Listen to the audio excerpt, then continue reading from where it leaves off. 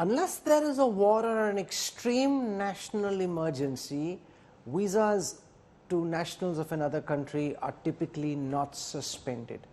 Did the provocation from Canada merit such a massive response from India? What could potentially happen from here on? To talk about this, I'm joined on the broadcast by Jai Panda, Vice President of the Bharatiya Janata Party. With us also on this broadcast is Pramit Pal Chaudhary, Head of the India Practice at the Eurasia Group. We have Jakhtar Singh, a well-known author. He tracks the issue of Khalistan, the separatist movement, and Punjabi politics very, very closely. We have Daniel Bodman, Senior Correspondent at the National Telegraph. I want to go across to Jai Panda first. Mr. Panda, let me start by asking you about this decision of the Modi government to ban, to suspend issuance of visas to Canadian nationals. How do you justify and explain this decision taken by the Ministry of External Affairs, given that we aren't at war with Canada in any real sense? There's a breakdown of ties for sure. There is an escalation certainly, but suspending visas isn't something that's been done with any country outside of a war.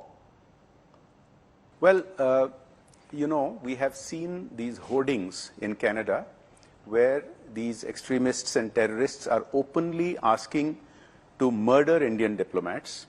We have seen reportage on your channel and on social media about Indian Canadians who don't subscribe to Khalistani separatists' viewpoints being threatened with violence. We have seen innumerable instances where what Canada is doing in tolerating such elements, in appeasing them, in providing them a platform is nothing short of an extremely hostile action. And this is a different India. This is no longer an India which will keel over and play dead when we are being treated so badly, when we are being given lectures hypocritically, and what is being done is precisely what a government should do to protect its citizens and its diaspora.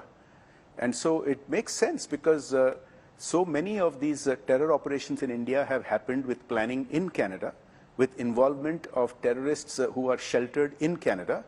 So we do have to be careful about who comes in and who doesn't. I think in light of recent developments, there has to be fresh scrutiny so that India and Indians are protected. You floated this idea that India should maybe back a Quebec referendum or start supporting Quebec separatists. This started generating a lot of chatter. Do you want to build on your theory in terms of how you believe we could do to Canada what the Canadians are doing to India, and then we'll see how Ottawa reacts? Well, as you know, of course, that tweet was a sarcastic tweet, but it does have a basis in truth, in reality, and realpolitik. Canada also has separatist movements, the most prominent of which is Quebec. And if they give shelter to terrorists who orchestrate violence against Indians and against Canadians actually also, for a separatist movement, then my sarcastic tweet was that we should return this friendly gesture of sorts. Now, in Quebec, there was reports earlier this year, for example, by the platform Politico, that the polling numbers show a greater support for Quebec to split from Canada and become independent, but they are not currently allowing a referendum, although they've had referendums in the past.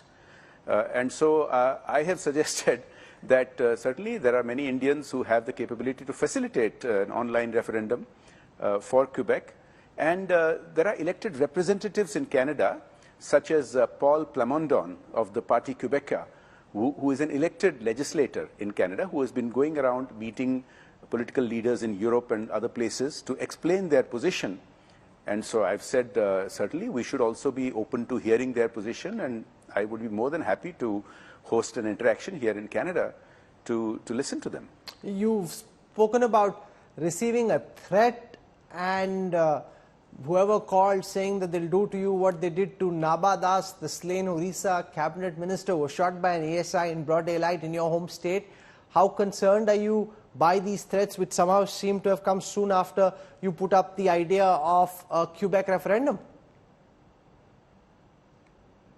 Look, I don't want to make any further comments because Delhi police are apprised of it and they're investigating. I don't think I should add to that, except this much, that yes, Naba Das was an Odisha, a former cabinet minister in Odisha, who was shot dead by his former PSO in broad daylight. And of course, Odisha has seen a dramatic surge in crimes of all kinds. And this was a shocking political murder. And the person who made that threat call to one of my team members very specifically said that I would face the same fate as Naba Das. Now, I can't comment on whether it is related to any of the other issues we've been talking about. In fact, I shouldn't comment on it at all, except I have full faith in the police and in Mahaprabhu Jagannath. No harm can come to anybody unless their time is up with the Lord of the universe. Now, there are at least 2.5 lakh thousand Indians studying in Canada, many in queue, waiting for their PR, waiting to go. They're very concerned by this decision. You know, you're wanting to send a message. What happens if Canada retaliates? There are many more people wanting to come from Canada to India than there are from India to Canada than there are from Canada to India. And, you know, in this diplomatic face-off, you know, there are lots of people who are deeply concerned by the decision your government has taken. First of all, let me reiterate that the Modi government's first priority is the safety of India, the safety of Indians, both living in India and the wider diaspora around the world. And, you know, this is not make-believe. These are real threats. Your channel has shown it, other channels have shown it on social media. Anybody can see the kind of threats, open threats being made by these Khalistani terrorists against Indian Canadians, against Indian citizens who are in Canada, who are students. Many of them have faced violence. Many of them have faced threats. So I think the first priority is to take care of that. And we must also recognize that it is a colonial mindset where on the one hand, the Canadian leadership has been providing shelter to terrorists and giving us lectures. It's hypocritical, making allegations that are without a shred of evidence, which is being questioned not only by Canada's opposition leader, Monsieur Poilievre, but also by journalists in Canada, by journalists around the world. They're not getting support from the G7 nations in the way they had hoped for. And the final thing I would like to say is, it is a relic of a bygone era to think that Indians have to necessarily go to Canada to get studying and job opportunities which weren't available in India in those days. It's a very far cry. India is the 5th largest economy, the fastest growing. There are more opportunities here than currently being created than virtually anywhere else. Also, there are study opportunities emerging in India and other friendly nations. I think we should keep all of this in mind in keeping the main objective of the safety of our people first. Okay, you're taking the position that you are. Many who are watching will still want to go to Canada, and that's just the reality despite the economic potential of our country at this moment. Thank you very much, Jai Panda, for joining us. I want to go across first to Pramit Pal Chaudhary on this decision. Have you ever heard of a decision like this? Did you anticipate that India would suspend visas for Canadians wanting to come to our country? Do you think we've done the right thing, Pramit? Look, it's a temporary suspension, and it's partly, as the spokesperson said, a consequence of the need to change the administrative structure of how they handle visas. I think there's an additional reason, which the government will not state. They assume that they will face potential backlash from Khalistani groups in Canada, or ones who may come to foment problems. So they will try to tighten, and I think that's a standard operating procedure in something like this, tighten the scrutiny of visas being issued. I believe they're planning, for example, a lot of the OCI PIO cards may be reviewed. These are for people of Indian origin, as you know, and are effectively just long-term visas because of this concern. So I don't think that's a surprise. As he said, the spokesperson said it's temporary. Canada will Canada retaliate? Canada will ultimately, the Canadian High Commission, I suspect, will anyway was already at a 5-month backlog for visas in India. It was very difficult to get a visa of Canada just for administrative reasons. That will now obviously become even more difficult. Just entering the Canadian High Commission because of security reasons now is difficult. So therefore, yes, the visa... No, but are they likely to respond by saying, you've suspended visas for our nationals, we'll do the same to yours? Curiously enough, I don't think so. I don't think either government really wants to go down the path of a permanent breakage of these type of relations. There will be certain there will be a certain degree of signaling, shall we say, between the two sides. But fundamentally, there will be no major. Neither government really wants to escalate. In fact, Prime Minister Trudeau has made that very clear publicly. And if you talk to Indian officials, they say Canada is not really a threat or an enemy of India. What we do have is a specific problem, which is that this specific government of Canada, they did not have this problem with the Harper government beforehand. In their view, is not responding, has not responded to Indian concerns about Khalistan extremists.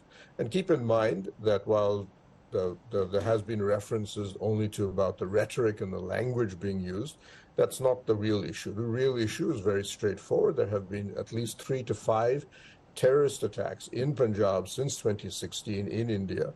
And these are not just defacing of temples and stuff. These are actual attacks on police stations and so on, where people have died, or at least attempts have been made to kill people. Intelligence agencies don't care about temples being defaced. That's not important to them. And almost 3/4 of them have a link to Canada. And they have found it very difficult to get should we say, a proactive response from the Canadian government on these issues. I want to go across to Jagtar Singh, who's tracked Punjab politics, the Khalistan movement for very long. Mr. Singh, welcome. How is this playing out, in your view, in Punjabi society, across the length of Punjab, in India? As people watch this story, how do you think they're processing it? One sentiment, Rahul, is coming up that this situation has come up close to Lok Sabha election 2024. Is this situation has anything to do with the narrative that is being shaped up? That is the basic issue. Khalistan issue has been there since decades in Punjab. In the armed struggle that started way back in 1980 and continued in 93, about 35,000 people have died, including a prime minister, a chief minister, and a retired army chief. So this is the background of Khalistan movement. It phased out, it never ended. Roots of what is happening in Canada are in this part of Punjab. You have to tackle the basic issues to checkmate what is happening in Canada. Canada is just an offshoot of the basic issues that no, but the fact, are being Jagtarji, is in this part of Punjab. That apart from the embers of the Khalistan movement, for all practical purposes, the movement is dead and gone. There is no separatist, active, secessionist movement in Punjab in the way that there was in the 80s and the 90s. That's now in the past. So this is really just trying to flog a dead horse. Exactly. Let me explain. It was never a movement in the democratic domain. The only 2 expressions in democratic domain of this movement were 1989 Lok Sabha election, when Simranjit Singh Mann and 5 of his associates were elected with a thumping margin. 2, election boycott of February 1992 was again a reflection of the mass support of the struggle at that time. It died down, it phased out. It never died down. You can't kill an idea with a bullet. That is the issue. Idea can only be killed at the political level. political level ideas must come from the ruling people. I agree with you. There's no movement as such, but the idea is there and the sentiment is there. Both things you have to understand in the context of Punjab. Why was the even peaceful democratic farmer struggle was dubbed as Khalistani struggle by the right wing? Why this issue should crop up time and again? Why should a character be labeled as Khalistani? Somebody has to give the answer. I don't. If even a character is labeled as Khalistani, somebody has to explain at the top what is this happening? Why this behavior? Why Kisan struggle should be labeled as the Khalistani if there is no movement? You are contradicting yourself, Rahul. Okay, while there were some ministers who labeled the movement as being funded by Khalistanis, there were many others who clarified to say that that is not the government's view either. I want to go across to Daniel Bodman at the National Telegraph. How is this playing out in Canada? What is it about Justin Trudeau which doesn't see him acknowledging the threat posed by harboring terrorists? This is almost as if Canada becoming the new Pakistan, despite knowing the dangers of these gangsters, these mobsters to Canada and to the relations with India. He simply is doubling down. Is this just down to his domestic politics in your view? Yeah, there's some domestic politics coming down here, and I can understand why India is quite frustrated with our Prime Minister. On the acquiescence to terrorism thing, I understand where India is on the Khalistani issue. Let me just give some context on Justin Trudeau the last couple of years. You might remember ISIS, the Islamic State in Iraq and Syria, who went around murdering, pillaging, enslaving. Well, when they were coming back to Canada and being defeated, the Conservative Party raised concerns about returning ISIS fighters. Thought it was a bad thing. Justin Trudeau got up in Parliament and stated proudly, that's Islamophobia, and quote, the returning ISIS fighters can be a powerful voice for de-radicalization. So Justin Trudeau's a leader, and Canada's a country where our plan to fight radicalism is literal ISIS fighters. And the way we're going to de-radicalize them was with poetry. That was literally in the government's de-radicalization handbook. So we're going to use poetry and ISIS fighters to combat terrorism.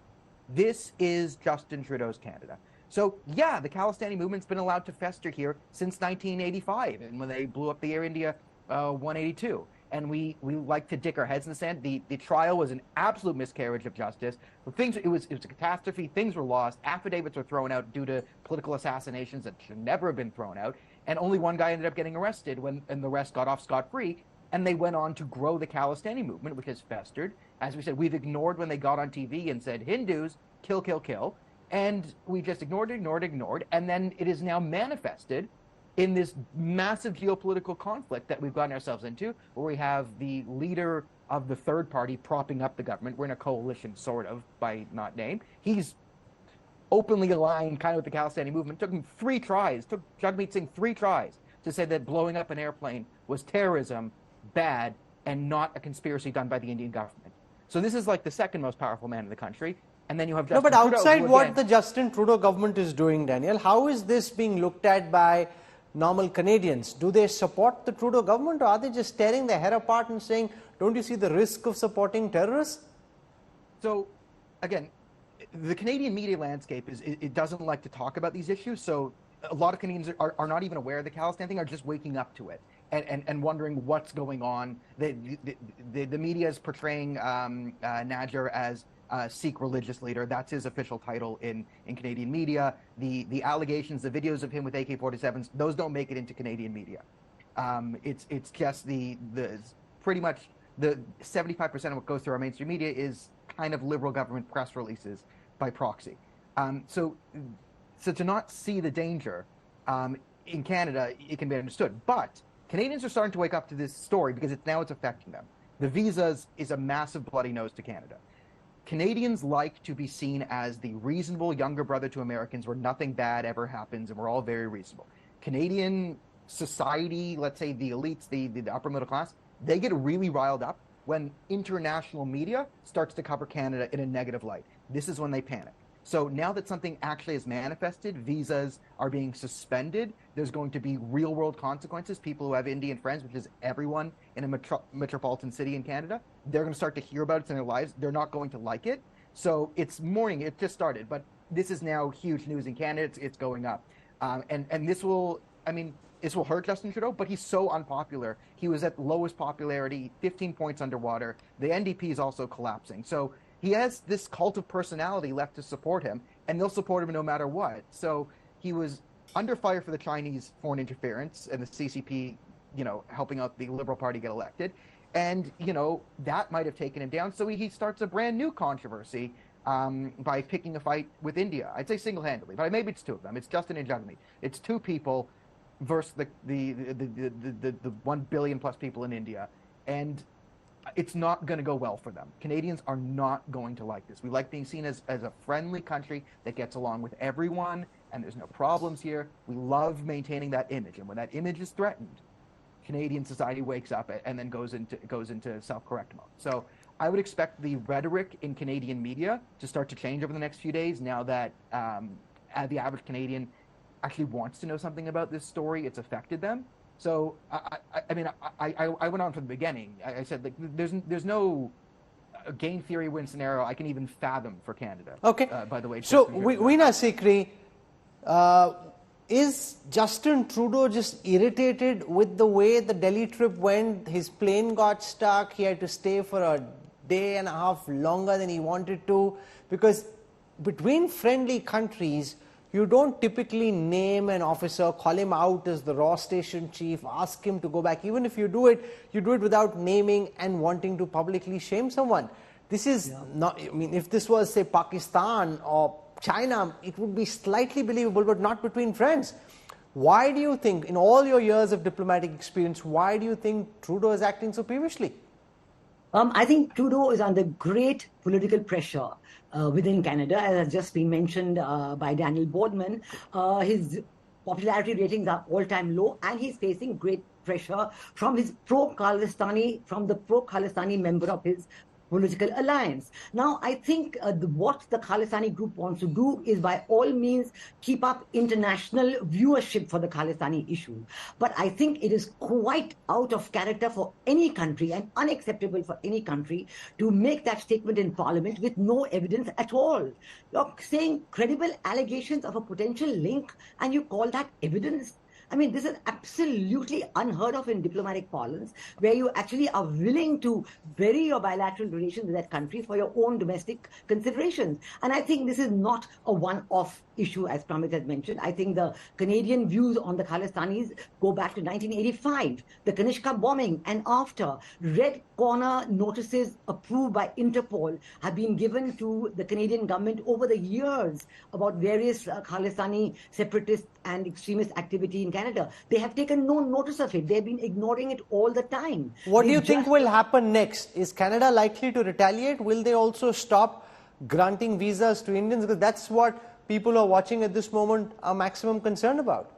Well, they might well do that. They might stop the functioning of their visa section as well. There is also something that our spokesman said today, that the size of the Canadian High Commission in Delhi is much bigger than the size of the Indian High Commission in Ottawa. So maybe there'll be a call for a parity there. I think it's something very clear that India cannot be accused like this without any serious evidence. And all the other countries, UK action was taken, the Khalistanis acted, Prime Minister Rishi Sunak gave a strong statement. USA, the Khalistanis acted, there was a strong statement. Why in Canada, when their own Quebecois separatists are, slammed down immediately, when the truck drivers are slammed down immediately? For the Khalistanis, it's freedom of expression, it's freedom of conscience. This is a completely different treatment. And Hindu temples, even today, Hindu temples are being attacked, and this is being allowed. That, places of worship of a certain community are being crashed. Why? Graffiti is being issued. Why? It's being tolerated. Why? It's inexplicable. And there has to be a serious explanation, or this will continue. There is no way in which the Indian government, which has so far taken a correct and justified stand on the absolutely false allegations made by Justin Trudeau and his government, India cannot continue this to the logical conclusion unless Canada sees the wrong of what is done and retracts. But Charlotte Littlewood, Justin Trudeau spoke of credible allegations. There is credible evidence and there is allegations. Credible allegation sounds like a bit of an oxymoron. You've gone literally to war, diplomatically speaking, with India without sharing a shred of evidence to back that charge. Why do you think Justin Trudeau, pressed the nuclear button in this fashion? I think there's quite a few things going on here. I think Justin Trudeau has been ideological, but also he's in a critical point in his own election campaign, and he's really struggling, and this is a swing vote for him. So there's politics, there's his own ideological indoctrination, and I think when we look at whether or not there is evidence for this, we don't know, we don't have access to that, but we can look at the kind of sources he may have relied upon and the people he keeps as friends. We know that on his visit, his last visit to India, he sat down and had dinner with a gentleman who has been convicted in Canadian courts for the attempted murder of an Indian official. So we know the kind of company he keeps. We know who he's also in a coalition with. So we have to understand that both politically and ideologically he is compromised. And then if you look at the UK, even recently we had a Khalistani activist who proclaimed his support for Khalistan on his deathbed, and he died in hospital from cancer. And the allegations have been rampant that this was an India inside job. So this is typical Khalistan textbook strategy to put everything on India. And at the same time, since Monday, there has been another killing in Canada, an inter-gang Khalistan slightly related Sikh gang murder. So we're seeing the same thing happening, similar to the Najjar incident, again since Monday. So this is something that takes place, and I think Trudeau, for political reasons and for his own indoctrination, his own belief system, unfortunately, has said the wrong thing prematurely. Okay. Meanwhile, Khalistani sympathizer Sukhdev Singh has been killed. He was shot 9 times in the head in his own house in Canada's Winnipeg City. Gangster Lawrence Bishnoi has claimed responsibility for the murder. Sukhdev Singh's death comes amid a growing diplomatic tension between India and China over the killing of another Khalistani terrorist, Arindam Bagchi. Sukhdev Singh, aka Sukhadunike. Originally from Duneka village in Punjab's Mocha district. The 29-year-old, wanted by India in several terror cases, was shot dead in his house, flat number 203, located on Hazelton Drive Road in Winnipeg City of Canada on Wednesday. Sukhdev Singh is in aid of Khalistani terrorist Arshdeep Singh, alias Arsh Dala, who is also wanted in India. In 2017, Sukhdev Singh obtained a passport and police clearance certificate on forged documents to flee to Canada, despite having 7 criminal cases registered against him. He managed to escape Punjab with the help of 2 police officials who were later arrested by Mocha police. As per sources, Sukhdev's murder is linked to gang rivalry. He was allegedly killed by another Khalistani gang member for his alleged role in the murder of Goldie Brar's brother, Gurlal. While speaking to India Today in June, Goldie Brar had declared that his name will pop up in the killing of Khalistani terrorists in Canada. हर तरह के बंदे हमें approach करते हैं जी, इसमें कोई दो राय नहीं है, पर क्या करना है और क्या नहीं करना है वो हमें पता है जी, ठीक है। हमें पता, हम जो चीज करने की जरूरत नहीं है जी हम वो नहीं करेंगे, ये मतलब नहीं है। अगर हम कर सकते हैं तो करेंगे जी। और जिन्होंने नजायज इतने लोग मरवाए हैं जी, इतने बम धमाके करवा दिए इतने देशों में, उनका तो हम कभी भी नहीं कोई मदद करेंगे जी। हम दुश्मन हैं, उनके दोस्त नहीं है, ठीक है। कभी हमारा अगर नाम आएगा तो उनको मारने वाले बंदों में है। Sukhdev Singh's killing comes amid growing diplomatic tensions between India and Canada over the murder of another Khalistani terrorist, Arindam Singh Nijjar. The 45-year-old Nijjar, wanted by India in several terror cases, was shot dead in the parking lot of a Gurdwara in Canada's Surrey. He was gunned down by what investigators initially said were two masked men who fled the scene. Nijjar is named as a member of the Khalistan Tiger Force, a designated terrorist group. In 2016, he was linked to a 2007 bombing at a Punjab cinema that killed 6. Nijjar claimed to have moved to Canada in 1997, working as a plumber at a local Gurdwara. India has categorically rejected Canadian allegations of involvement in Nijjar's murder as absurd and politically motivated, saying that Canada had long provided shelter to Khalistani terrorists and extremists. Experts, however, believe non-state actors like Nijjar, crafted by Pakistan's rogue ISI, have been caught in their own web. It is the policy of Pakistan's ISI to eliminate, to send terrorists to different countries. They eliminate their own people, and these people who have been killed either in Pakistan or Canada, they had become liability for Pakistan, whether it's Hafiz Saeed or Sayyid Salahuddin. From Canada to Pakistan, the violent deaths of Khalistani elements could very well be the handiwork of the ISI that once nurtured them. If there is any person who is working for any agency, if he is unable to deliver, then he has to be sold out or killed. That is what Pakistan ISI is doing, because Pakistan had been spending a lot of money on terrorists and terrorist activities in India and elsewhere, but lately Pakistan is in a big problem, economic problem. Pakistan cannot afford them, so it is Pakistan who is killing them, or Pakistan ISI who is killing them, or in some cases there is inter-gang rivalry. When will the Trudeau government act against the increasing lawlessness by Khalistani-linked gangsters who are posing a threat to Indian-Canadian community? Bureau Report, India Today. Now here's the thing, this gangster who's been killed was killed in an inter-gang rivalry. Now the problem is, when you level this charge on India for having allegedly killed Hardeep Singh Nijjar, you don't know, because you have no evidence at the moment of whether this was actually an Indian hit job or whether, Veena Sikri, this was related to some inter-gang rivalry, because extortion, immigration, mobsterism, all of this is on the upswing because you're attracting all these unsavory elements and giving them shelter.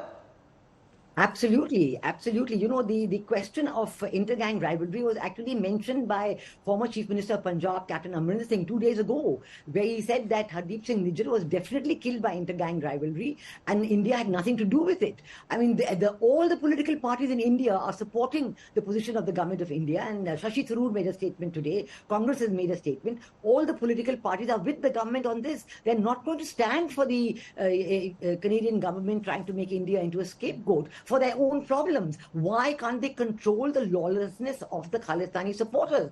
It's their own political internal problem, but they cannot try and blame it on another country. And I think that this question of the ISI support is very much there, because we know that across the border from Punjab, the whole question of bringing in weapons and drugs from Pakistan is continuing all the time, including through drones, and the support for the Babbar Khalsa people who are living in Pakistan is there as well. So, you know, what is happening in Canada is an extension of what Pakistan is trying to foment elsewhere. So the connection, the connectivity between these two is absolutely unacceptable, that Canada should in any way. Pramit Pal Chaudhary, you study the national security apparatus closely. This kind of a charge of assassinating a terrorist in a Western country has never been leveled in India before this. And unlike what Trudeau may think, where he thinks he's putting Modi government in the back foot, even if the government hasn't done it, and even if this happened because of a gang war, it actually works politically in the Modi government's favor, because many people who are watching think, oh good, we've been able to take down a Khalistani terrorist in Canada, that's the way to go. When are we getting Hafiz Saeed or Dawood Ibrahim or any of the other characters who are outside India? So politically it works in their favor, but from a perspective of the capability, the capacity to actually execute this kind of a hit outside India so far away, do you think that's now within the realm of contemplation? Because if you read the international commentary from The Economist to the Wall Street Journal, that's the only thing they're talking about. Many years ago, I've worked closely on building the India-Israel relationship for almost 15 years. And I did have a chance to meet somebody from the Israeli intelligence system who was involved in assassination. As you may know, the Israelis are probably the world leaders in state-targeted assassination. And I asked him, I said, what is the basic requirement for a government or a nation to be able to do what you do? And he said, you can train people, you can do all of these things. That's easy. That's the easy part. The difficult part is getting the political will to back them. When you send out a person and you say, this is Rahul Kanwal, this is his file, I want him dead. He is an enemy of the state. You then have to assume that even if his superior changes, the intelligence chief changes, the minister changes, the government changes, the system will continue to support that person in his action. If you don't have that structure, you will never be able to develop that capacity. So obviously we now have had an extraordinarily stable government system for about 10 years now, which presumably has taken a very hard line on security. And I believe, and I know, in fact, that it has taken the idea of developing targeted killing as a policy seriously. So I could see that now having been developed. Plus, we also happen to have a very good relationship with Israel. So if we need to have a country that would help us learn how to do such a thing, we do have that country. So I could contemplate that. I could see that developing. We probably have that capacity in the South Asian region. If you've noticed, 2 IC-814 people involved in that hijack have been killed recently in Pakistan. So we can only speculate, but I would say the weather vanes are pointing towards the possible likelihood that we have developed that capacity. Canada, though, is very far away. And it's a question that we can't answer, obviously, here, or none of us would know whether we have developed the capacity to go that far. But I would see it as in the realm of possibility, yes. You know, here's the point, Jagtar Singh. Most people watching at this moment would actually support the idea that if there is a known terrorist, the likes of Hafiz Saeed, Tiger Memon, Dawood Ibrahim, Syed Salahuddin, Masood Azhar, go out and take them down. Canada does it, China does it, Israel does it, America does it all the time. If all those countries do this and nobody has a problem, why complain about India doing this? And in that report we saw, this killing could possibly also be down to a gang rivalry, which also could explain why the Indian government has come down so hard. If they thought they were guilty, or if evidence could emerge which would put them in the dock, then they wouldn't have gone out so strong. If they've gone out, they're convinced that they are clean, that this is probably a gang rivalry, and that they aren't to blame. There's nothing wrong if India has acted this way. I appreciate, by the way, efficiency of the Indian agencies. If they have done it, as you say, everybody is doing it. Israel is doing it, Russia is doing it, US are doing it, China doing it. But I think we are giving too much importance to ISI. Pakistanis are the people who can't manage their own country. I think ISI is the only very efficient branch. Rest, they can't manage their own country. Now, coming to your basic point, issues must be addressed. No doubt about it. I don't go by the means. I go by the end results. I appreciate if this has been done by an agency, and it can't be admitted. That is the problem. The problem will arise only because Justin Trudeau has raised the issue on the floor of the House in the Parliament, and Five Eyes countries have not rejected that credible allegation. That is the problem. No, but they haven't said that they've seen any evidence either. There is no credible allegation. That's a bit of an oxymoron. So there is an allegation. There is credible evidence. What is a credible allegation? Amongst the people on whose allegation this is based are the likes of Pannu, who naturally will say this. He's putting out a hit on Indian diplomats. That is not okay. Communities are being put under pressure. put in the crosshairs. This is completely unacceptable, and this is not how friends deal with each other. We just heard from our guests in Canada about the low popularity of Justin Trudeau himself and the trouble his government is in. But to use external politics for domestic purposes is a very dangerous trope, and this could backfire very badly on Justin Trudeau. The Indian government has come out all guns blazing. It will be interesting to see what happens next. I want to thank all our guests